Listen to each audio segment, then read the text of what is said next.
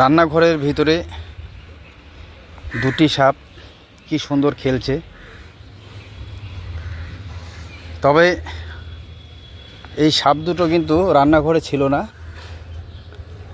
এরকম করে খেলতে খেলতেই রান্নাঘরে ঢুকে গেছে। আপনারা দেখা পাচ্ছেন যে রান্নাঘরে উনুনে জল বসানো আছে, গামলার মধ্যে চাল রেডি।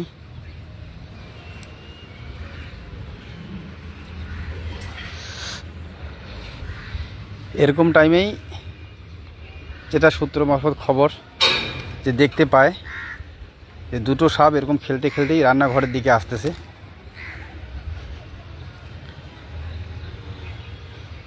তারা রান্নাঘর থেকে সরে যান এবং সাপ দুটিকে কোনো ডিস্টার্ব না করে তারা বাইরের থেকে ভিডিও করতে শুরু করেন।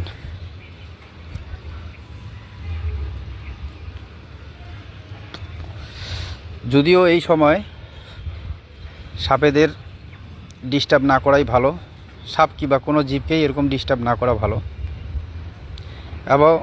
এবং বাড়িওয়ালা খুবই ধৈর্য এবং ভালো মানসিকতার পরিচয় দিয়েছেন এই ভিডিওতে।